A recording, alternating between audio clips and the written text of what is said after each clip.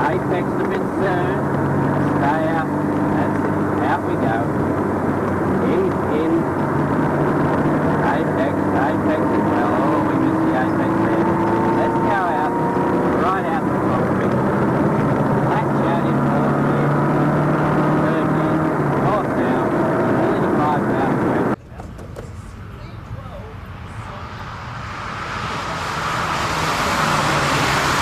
Welcome to another episode of repairs to this poor old Triumph 2500 Mark 1.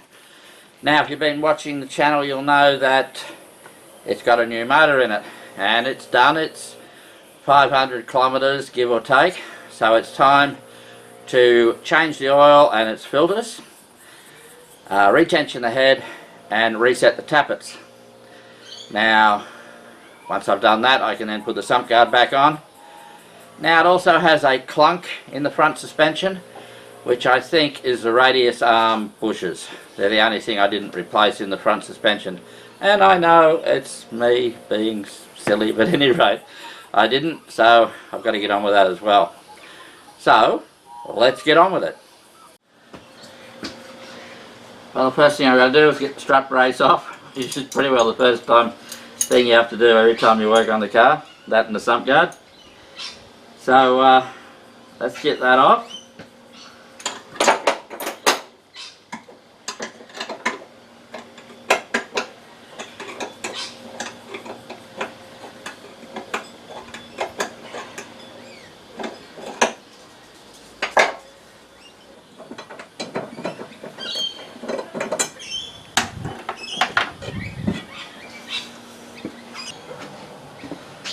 Alright, time to get the tapper cover off. What some people might call a rocker cover, and if you're a young person you might call it a cam cover. Whatever it's called, it's coming off.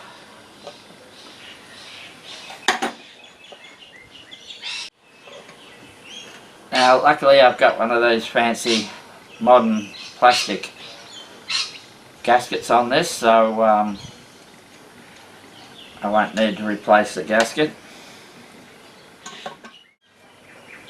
Okay, before the engine rebuild, this thing was pushing oil out into the catch tank through this breather hose and also out this filler cap.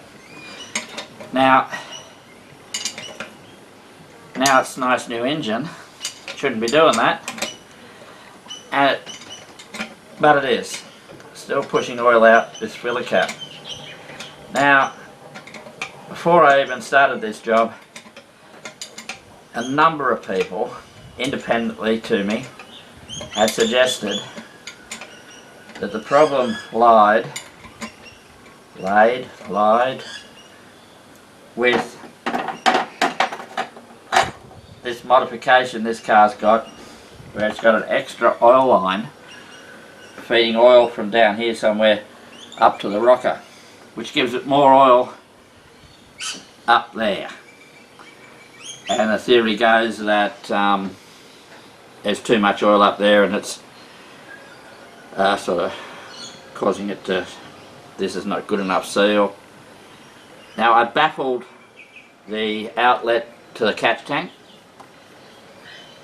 I'm now giving some thought to baffling this filler.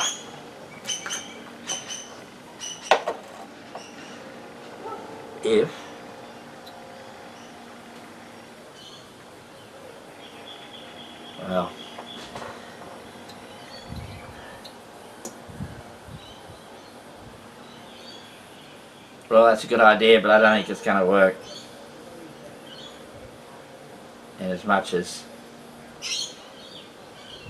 there's next to no room. So we won't be doing that little job. We will live with the fact that this leaks a little bit. Maybe try and put an extra seal around here or something.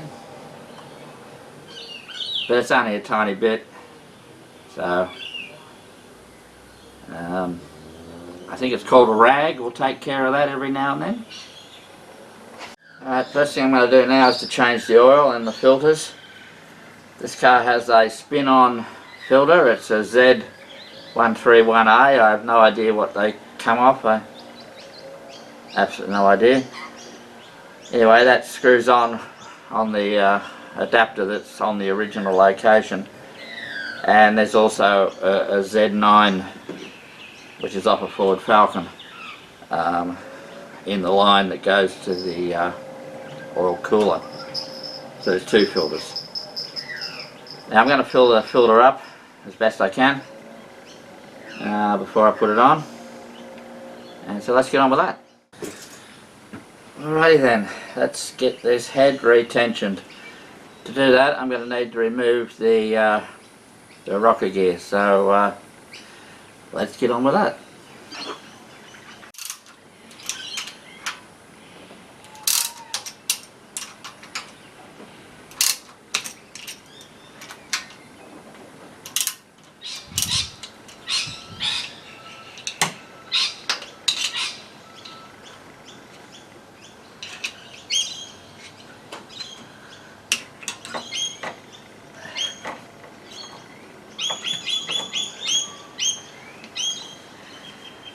Alrighty, now let's tension this head. Alright, the workshop manual is talking about 65 to 70 foot-pounds. So just to be somewhere in between, it's 68. And let's just see where that leaves us.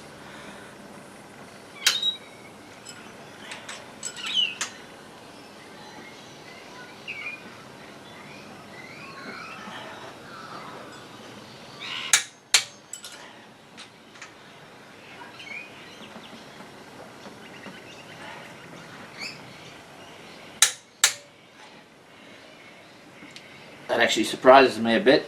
I wasn't expecting this to tighten down at all.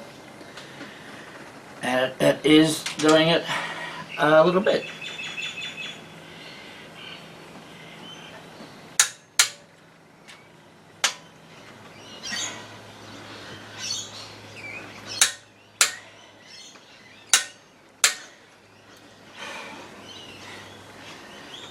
Yes, when you do that on the dolly, you expect it with an aluminium head. I'm glad I did it now, because I thought I was wasting my time here. So that's the head retention. Alright, rocker gear's back on. Just got to tension it. Also got to make sure all those push rods are lined up before you do that. Now, it's supposed to be 26 foot-pounds, which is not all that tight.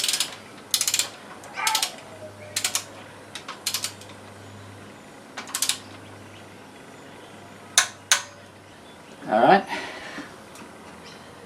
that's the rocker gear back on. Time to do the tappets. When number 1 and 3 valves are fully open. Alright, we need to wind it on to these being fully open now. Alright, we got 1 and 3 fully open. I need to test 10 and 12. 10 thous the difference, the feeler gauge. So it's 10 and 12. 1, 2, 3, 4. 10.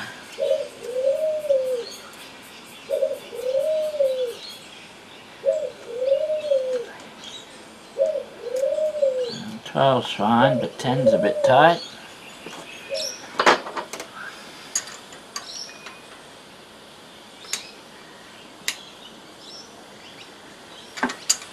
Alright, when 7 and 9 are fully open, that's 7, 8, 9. Adjust 4 and 6. Well, 4, it's a bit tight, so I'm going to back that off a little bit.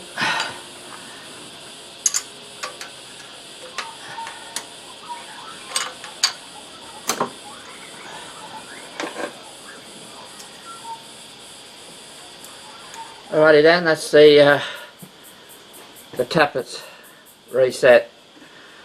Some of them were a bit tight. In fact, most of them were a bit tight. So they're all reset. Now just got to put the tappet cover back on and get some oil in her. So let's get on with that. Alright, time to put the tappet cover back on.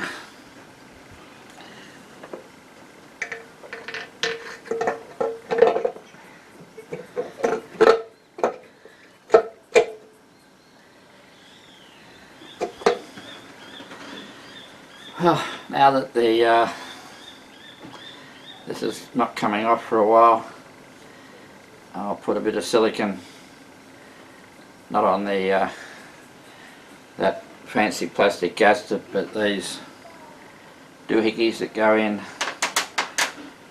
the top and hold it on. Just a little bit of silicone.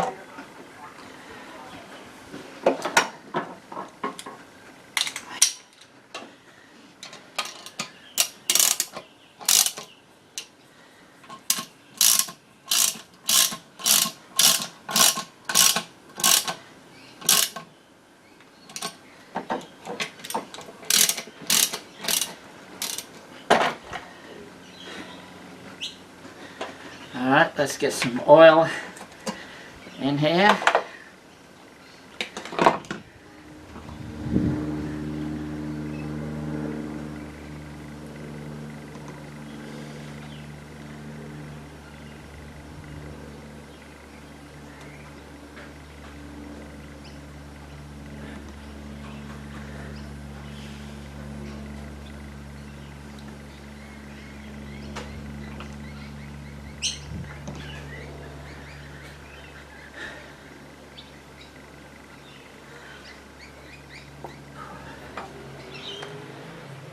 Alright, now as I've got no plugs in there, I'm just going to turn it over with no plugs just to circulate the oil and get the oil pressure up. Let's do that.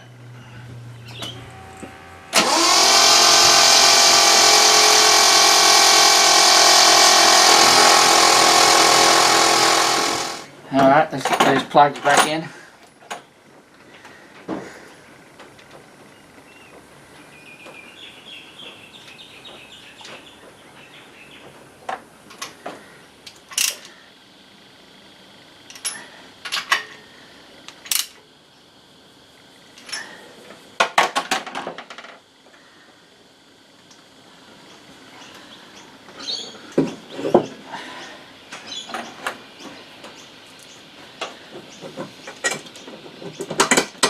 That's all that done.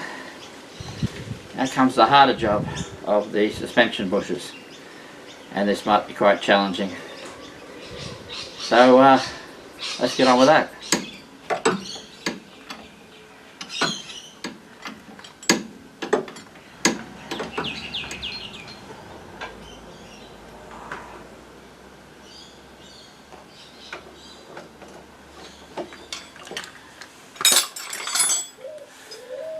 Alrighty then, it's time to fit this radius arm back on.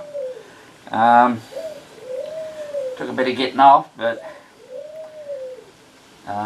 anyway, I'm not convinced that these bushes are the problem. This is a nylethane one that came off, and oh, it looks perfectly fine to me. It's a possibility that this nut here wasn't fully tight. It worked its way loose over the years and was allowing it to move, but The new ones that going back on it are not nylethane. Now, those nylethane ones, geez, they'd have to be on there for 30 years. So, I certainly don't remember replacing them since we put them on, when we sort of basically were building the car. Having said that, these rubber ones, well, they don't feel like rubber, they feel like nylethane. So, anyway, let's put them on and see how that pans out.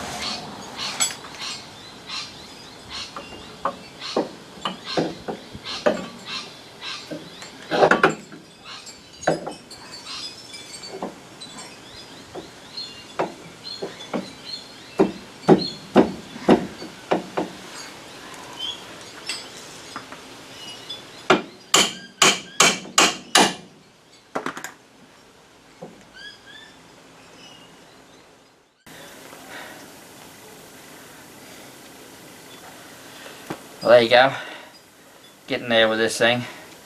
Now surprisingly, on the dolly, the same sort of radius arm has got a nut on it, and then there's a hole in the radius arm and you put a split pin in. This has got a nylon headed nut, doohickey, and that's all that stops it coming undone. Anyway, I've done it up tight, and we can only hope that this turns out to be the clunk. The other side will be another adventure because the exhaust is in the way, but I think it's doable. And now that I've learned how to do it on this side, in as much as I was under the impression you could do it without taking the breaking the ball joint, and now that I know you have to do that, well, I'll just do it on this side, and it will make for a lot less of me attempting to get the bolt out when it wasn't possible to do so. That may be because the bolt is going down instead of up. Maybe other people put them in an upwards way. In that case you would be able to get them out. I don't like doing that because if the nut comes off, the bolt can fall out, where when it goes in from the top, it would have to go against gravity and what have you to actually fall out if the nut come off. That's why I don't do it that way. So anyway, let's keep doing some nuts up.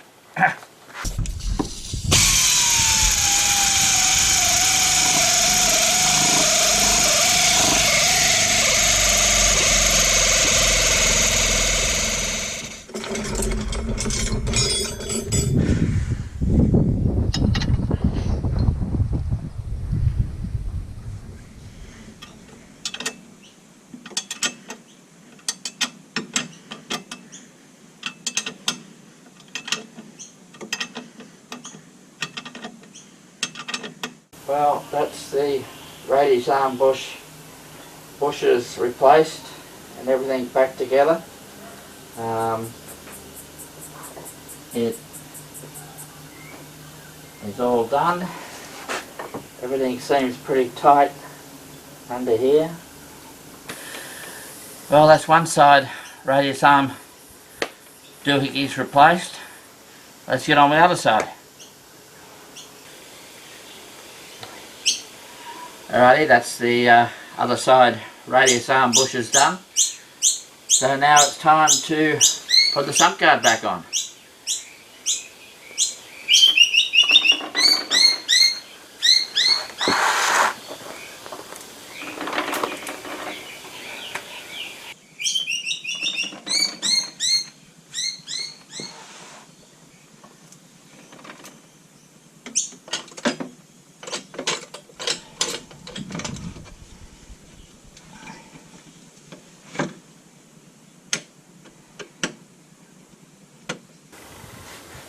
Now, as this car has got power steering now, the subframe is different because that's where the steering rack bolts on. Now, some of the brackets that hold this sump guard on were part of that old manual subframe. So before I put this subframe in, I had some brackets welded to it, but because I didn't know where to drill the holes, I've had to wait till now. So it's held on with 6 bolts. So I'll put 4 of those bolts in. That locates the sump guard in its location. I can then drill through the existing holes in the sump guard into these new brackets that are on the power steering cross member, if that all makes sense. So that will be the next job.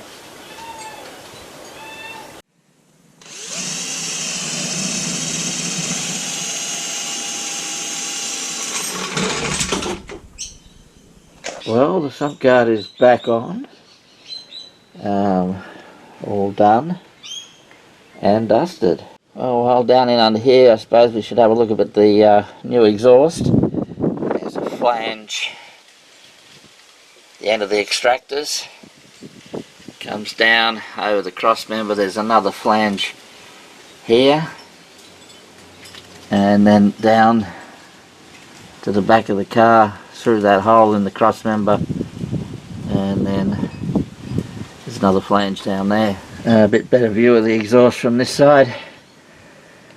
There's a flange and it goes through that hole in the cross member, and then down to another flange near the back of the car and the muffler. All pretty good, and should see the car out, see me out. Alright, well, the head's been retightened, the tappets have been reset, the bushes in the front suspension have been done, the sump guard's back on. All that's left now is to put the wheels on it, get it on the ground, take it for a run around the block, see if there's still a clunk in the front end or not, and go from there. Alright, it's time to take this car around the block and see whether I've fixed the clunk in the front end. I must admit, just backing it out there, it felt an awful lot better.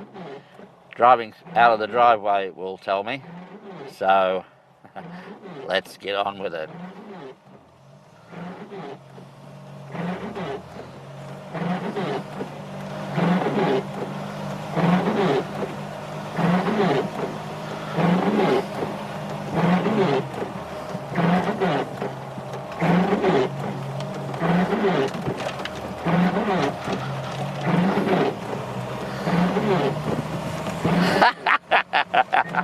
Don't you love it when something goes right for a change? No clunk as I went out of the driveway. Steering feels better than it did last time. I'm thinking we might have fixed this. Yeah, I'm thinking I might have fixed this. Not only does it not clunk anymore, but that hard point I was talking about, that I think's that big rubber universal joint in the steering column, even though that's probably still there, the whole thing just feels considerably better. In fact, feels like its old self again. I'm impressed with this Triumph's power steering though. It's not too light. That was my concern about fitting it, and it's not. It's great. Well, that's about it for this episode of repairs to this poor old Triumph 2500 Mark 1. Tune in, same duck time, same duck channel, for more mechanical mayhem on this poor old car. Now, my previous optimism in relation to the clunk in the front end has not panned out. On driving the car further, the clunk is back. So I need to go back and have a bit of a look at what that might be. And also, it's leaking coolant around one of the head studs, which is a bit of a mystery. I'll hopefully just be able to silicone that one up. So the saga is not over yet. Bye for now.